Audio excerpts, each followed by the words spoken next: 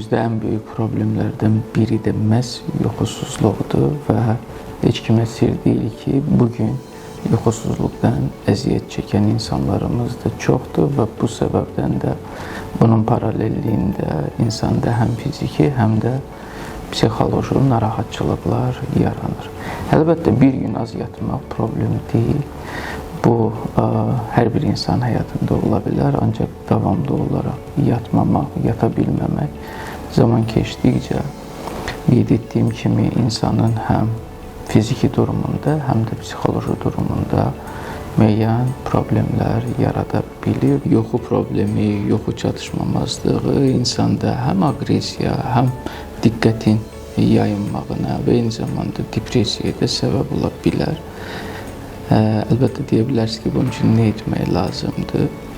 Bunun üçün müxtəlif üsullar var, müxtəlif yollar var. Bu da şübhəsiz insandan insana dəyişir. Ancaq texnoloji əsrdə mütəxəssislər tərəfindən təklif olunan üsullardan biri yatmadan öncə elektron cihazlardan uzaq dayanmaqdır. Bura telefon daxildir, kompüter daxildir və s. elektron cihazlar ki, mütəxəssislər tövsiyə edirlər ki, bundan uzaq dayanın.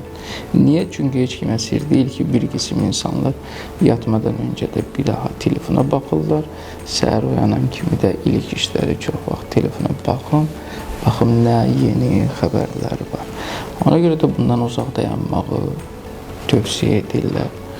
Və eyni zamanda ikinci bir məqam kimi sağlam yatmaq üçün yatmadan öncə indi o qidalanma öz yerində açıq havada olmaq və təmiz hava almaq tövsiyə olunur. İkinci bir məqam kimi mütəxəssislər rejimi tövsiyə edirlər. Hansı saatda yatmaq, hansı saatda durmaq. İndi bu da insandan insana dəyişir, ancaq vacib odur ki, hər bir insan özünün yuxu saatını, yuxu rejimini tənzimləməlidir. Və əlbəttə, bu bir gündən olan bir şey deyil, ancaq bir neçə gün təkrarlanandan sonra biz görürük ki, insan bəlli saatda yuxusu gəlir, yatır və bəlli saatda da durur. Burada rejim çox vacib rol oynayır. Daha doğrusu üçüncü bir məqam, yatdığım mühitdə çox vacibdir. Bəzən deyirlər ki, mən evə gəlirəm, fikirləşirəm ki, evə gedən kimi yatacağam, ancaq evə gedirəm, yuxum qaçır.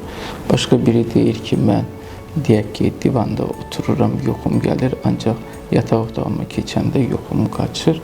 Biz deyirik ki, hələ ki problem deyil, divanda yuxun gəlsə yat.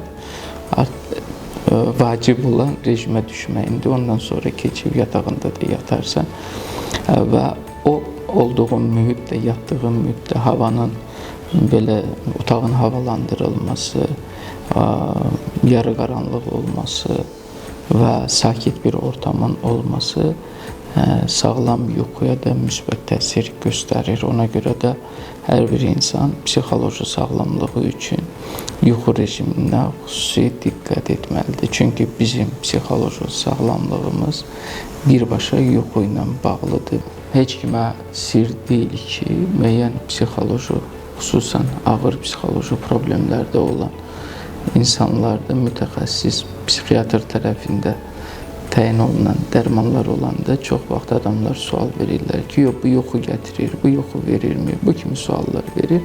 Və əslində burada səbəb nədir? Mütəxəssis çalışır ki, birinci problemi olan insanın yuxusu düzəlsin, daha çox yatsın, daha çox dincəlsin.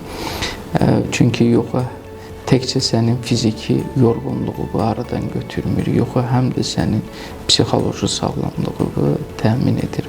Ona görə də yuxunuza mütləq ki, diqqət edin.